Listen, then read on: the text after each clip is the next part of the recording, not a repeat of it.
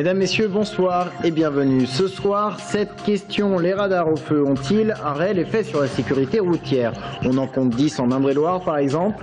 Les accidents sont-ils en diminution ou au contraire en hausse sur ces carrefours équipés? Élément de réponse à Monnet dans quelques instants. Il a pratiquement fait peau neuve. Le château de Coudray-Montpensier à Seuilly dans l'ouest de l'Indre-et-Loire va devenir un complexe touristique haut de gamme avec un restaurant gastronomique à l'intérieur. Le chef est tourangeau, Christophe Cardieu, qui a notamment travaillé chez Ducasse. Et puis on revient ce soir sur une information d'hier, le Tour de France qui fera escale à Tours le 11 et 12 juillet prochain. Le parcours en détail dans cette édition et puis c'est arrivé aussi au Parc Expo.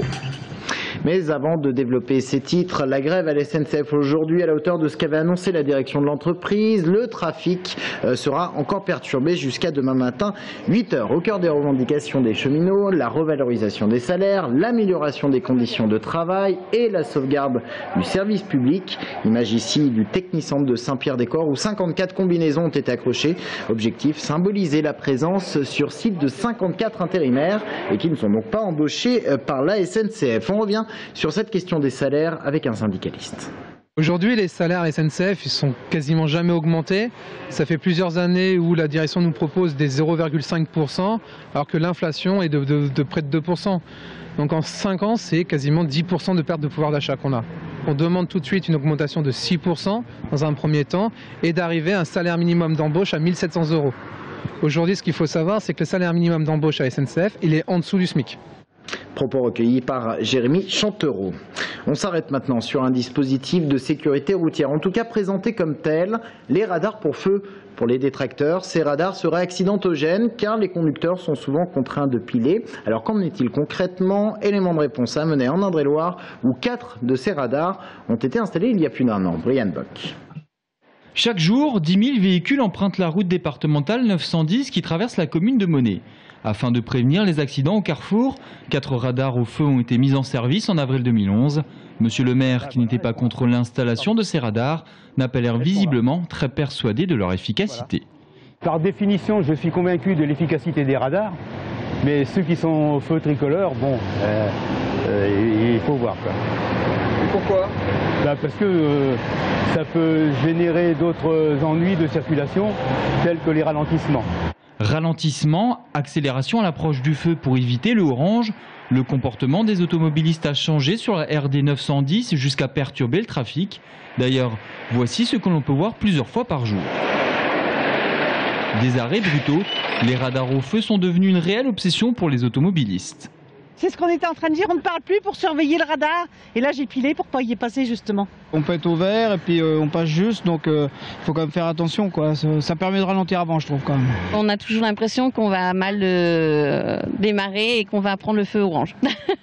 1 an et demi après leur implantation, les radars au feu à Monnet n'ont pas eu d'impact sur le nombre d'accidents. Mais Catherine, qui travaille à la pharmacie juste devant le carrefour, dénonce le comportement de certains automobilistes. C'est assez effrayant parce que les gens pilent un grand coup en fait, font même demi-tour sur les passages piétons, c'est assez impressionnant en fait. Les gens s'aperçoivent au dernier moment qu'ils ont grillé le feu rouge, donc ils font une gentille marche arrière et quelquefois il y a eu des piétons, donc c'est assez dangereux quand même. En Indre-et-Loire, 6 autres radars sont installés au feu rouge dans les communes de Saint-Pierre-des-Corps et de Neuilly-Pont-Pierre. Pour le moment, aucune nouvelle implantation n'est prévue dans le département. Et rappelons que passer au feu rouge équivaut à 135 € d'amende et 4 points sur le permis de conduire. Comment mieux accueillir les touristes étrangers qui viennent dans notre région? C'est la question que se posent les acteurs du secteur. Il faut savoir que les touristes dépensent chaque année 800 millions d'euros rien qu'en Indre-et-Loire. Alors pour chouchouter les étrangers, CCI et Comité départemental du tourisme distribuent des guides auprès des professionnels pour qu'ils aient une meilleure connaissance de cette clientèle. Maud Gatineau. En Touraine, un touriste sur 3 est étranger. Et pour les appâter, les commerçants locaux ont des techniques bien à eux. On sait que notamment les clients anglais, allemands, néerlandais sont très adeptes du café au lait. Et donc on essaye de le mettre un petit peu en avant dans notre carte au moment de l'été. Moi je travaille toujours avec quelqu'un qui est bilingue, moi-même je peux me débrouiller. Mais depuis quelque temps, la clientèle étrangère s'est diversifiée. Les touristes venus du nord de l'Europe ou d'Amérique du Sud augmentent chaque année. L'enjeu pour la Touraine, appréhender les besoins de ces nouveaux venus pour les faire rester plus longtemps. Les Italiens ne viennent pas forcément chercher la même chose que les Allemands, et les Européens ne viennent pas chercher la même chose que les clientèles asiatiques. Et nous avons souhaité donc justement avec la Chambre de commerce sensibiliser les acteurs du tourisme à la nécessité de s'adapter aux spécificités de chacune des clientèles étrangères. Et pour s'adapter justement, ils ont misé sur un guide qui sera remis aux acteurs du tourisme local pour les aider à mieux cibler leur clientèle. On en retiendra que les touristes d'Europe du Nord nous reprochent parfois notre manque d'hygiène, que les Japonais adorent le thé, les légumes et encore plus le shopping. Des descriptions qui peuvent faire sourire, mais derrière tout ça quand même, il y a de vrais enjeux financiers. Il y a 8000 emplois qui dépendent de cette activité sur notre territoire. C'est un chiffre d'affaires de plus de 800 millions d'euros. C'est une activité donc qui est tout à fait similaire aux grandes activités industrielles du département, et donc avec un certain nombre d'intérêts. D'abord, c'est des activités non délocalisables. Aujourd'hui, les touristes français restent en moyenne 4,3 nuits dans le département, contre 5,4 chez les étrangers. Et toujours en matière touristique, la Touraine va voir son offre augmenter. Le château de Coudray-Montpensier, dans l'ouest de l'Indre-et-Loire, a bientôt fini sa cure de jeunesse. Il va être transformé en complexe touristique haut de gamme. Il y a déjà un restaurant gastronomique à l'intérieur. Le chef est un Tourangeau qui a travaillé notamment chez Ducasse. Anaïs Michaud. Le plaisir gourmand, ce nom vous est sans doute familier. S'il a trouvé aujourd'hui une nouvelle jeunesse, le restaurant existait néanmoins avant de se trouver ici à Seuilly. Une table réputée du Chinonais, étoilée au guide Michelin, qui a fermé il y a 4 ans après un quart de siècle à régaler les papilles de gastronomes au pays de Rabelais. Depuis, beaucoup l'a regretté. Alors Christian Ferré, qui fréquentait l'établissement, a décidé de recontacter l'ancien chef Jean-Claude Rigolet, parti à la retraite, pour redonner vie à cette table emblématique en lui offrant un nouvel écrin, son château de Coudray-Montpensier. J'aime bien la cuisine, j'aime bien manger. Parce que Monsieur Rigolet allait prendre sa retraite et que j'estimais qu'il fallait reprendre le flambeau d'une certaine façon, et que la région chinonnaise est symbolique à beaucoup de points de vue, et notamment sur le plan de la gastronomie et du bien manger depuis Rabelais et sans doute bien avant. Les deux hommes, séduits par la cuisine de Christophe Cadieux, qu'ils avaient pu apprécier dans son restaurant de la Vienne, lui aussi distingué d'une étoile Michelin, lui proposent de relancer le plaisir gourmand et l'invite à venir découvrir le château. Lorsque j'ai passé la porte du château, je suis tombé amoureux aussitôt en fait. Donc, et comme je suis quelqu'un qui est ambitieux, qui aime relever les défis, je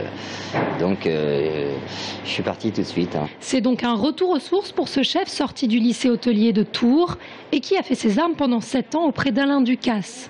Aujourd'hui, il propose dans ce lieu plein de charme une cuisine technique basée sur des produits frais de saison, à la carte des recettes traditionnelles revisitées. Le plaisir gourmand est donc bel et bien de retour pour le plus grand plaisir de son ancien chef. J'ai passé le flambeau et ce que je voudrais transmettre, c'est un peu l'âme du plaisir gourmand, afin que les gens de la région se retrouvent cette maison qu'ils ont regrettée. 6 personnes en cuisine et 5 au service s'activent pour offrir un pur moment de gourmandise. Ici, rien n'est laissé au hasard et pour cause. L'ambition, c'est la meilleure table de la Touraine. Il aura fallu 8 ans de travaux pour que le château puisse rouvrir ses portes. Outre le restaurant, il devrait accueillir bientôt des suites et des salles de réception. Nous vous en parlions hier, la ville de Tours accueillera cet été le Tour de France. Une arrivée et un départ le 11 et 12 juillet. Ce n'était pas arrivé depuis 2005 le Tour à Tours. Alors voyons le parcours en détail dans la région avec Jérôme. Le jeudi 11 juillet, sur les coups de 16 h, ce ne sera pas l'heure de la glace pour les rescapés des 11 premiers jours du Tour. Combien seront-ils à rouler sur la départementale 7 aux abords du château de Villandry? Il est trop tôt pour le dire. En tout cas, une chose est sûre, cette 12e étape de 218 km mènera les coureurs de Fougères à Tours. Ce sera plutôt plat, ce qui va nous débrider un petit peu peut-être, et puis lancer un peu les baroudeurs entre les sprinteurs sont peut-être fatigués après les Pyrénées, donc on va lancer un peu les baroudeurs, mais néanmoins je pense que les équipes de sprinteurs feront tout pour que ça soit un sprint massif dans ces étapes-là, notamment à Tours. C'est la 7e fois que Tours accueille la Grande Boucle. Depuis Fougères, les coureurs arriveront en Indre-et-Loire par Riez, Cléré-les-Pins, Savigny-sur-Latan, Mazières de Touraine, Langeais, Lignières, Villandry, Savonnières, puis Tours, par les boulevards Churchill et Wagner, pour couper la ligne d'arrivée entre le parc des expositions et le stade de la Vallée du Cher. Il nous faut beaucoup d'espace et trouver cet espace dans les centres-villes aujourd'hui c'est un petit peu compliqué. En plus il faut trouver un espace assez conséquent et une belle ligne droite d'arrivée de manière à ce que les coureurs arrivent en toute sécurité, donc il faut conjuguer les deux. Et oui, puisque pour accueillir les 2300 journalistes accrédités sur l'épreuve, les 22 bus des équipes, les 53 pavillons du village étape et les 1200 mètres carrés de zone technique et quelques 33 tonnes, il fallait de la place. Le lendemain, le vendredi 12 juillet, les coureurs pourraient partir de la place Anatole-France vers Èvres, Truy, Genillé, Montrésor et Nouan-les-Fontaines avant de rejoindre l'Indre par Écueillé. En tout cas, après 3 à 4 ans de pourparlers avec ASO, la municipalité se félicitait ce matin d'accueillir un tel événement. C'est une grande satisfaction parce que c'est le 100e Tour de France et puis c'est le Tour de France et donc on connaît la mondialisation en communication qu'il y a autour de cette épreuve et donc c'est une occasion formidable de faire connaître la ville et la Touraine. Être ville-étape aura coûté à la municipalité 160 000 €, mais le retour sur investissement est lui inestimable en termes d'image. Il faut savoir qu'en moyenne, une arrivée est suivie par près de 3,5 millions de téléspectateurs en France et diffusée dans 190 autres pays. Le foot et le Tour FC qui se déplacent à Istres demain pour la 12e journée de Ligue 2. Match à 18h45 et c'est bien ce qui dérange bon nombre de supporters et donc de clubs de Ligue 2. Ces matchs à 18h45 auraient fait chuter la fréquentation de 23% déjà par rapport à l'an passé en France. Un collectif SOS Ligue 2 s'est monté. Une réunion est prévue le 10 novembre avec les représentants de la Ligue et le diffuseur Being Sport.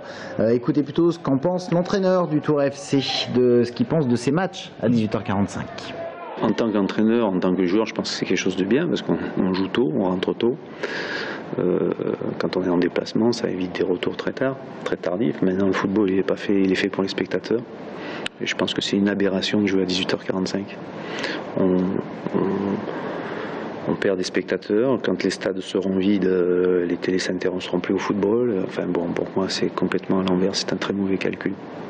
Et pour terminer ce journal, du spectacle. Ce soir, l'Espace Malraux de Jouer les Tours reçoit une compagnie australienne. Circa est un collectif qui utilise les techniques de cirque. Alors il y a de la voltige, des acrobaties, des portées ou encore des cerceaux.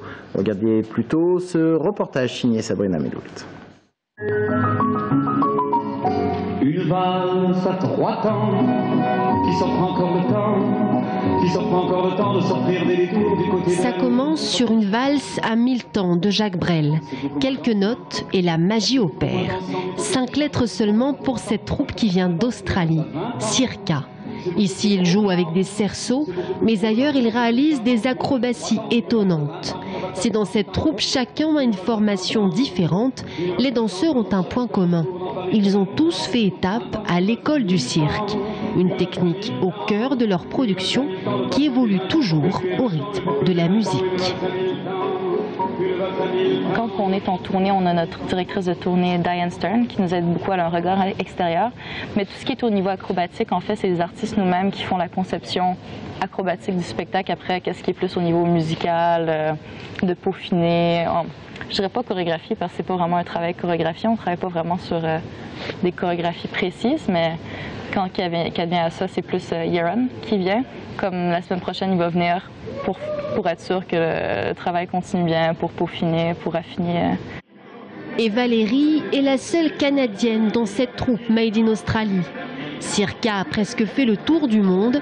11 mois de l'année en tournée, la troupe se réinvente sans arrêt à la recherche d'un talent qui fait la différence. Ils étaient venus faire une saison de leur autre spectacle Vundakama. Puis ils sont venus à Montréal, puis à ce moment-là, on a fait on pourrait s'entraîner un peu ensemble. Donc on s'entraînait un peu ensemble, puis ça a bien marché. Puis ils m'ont rappelé un peu plus tard pour venir faire partie de la compagnie.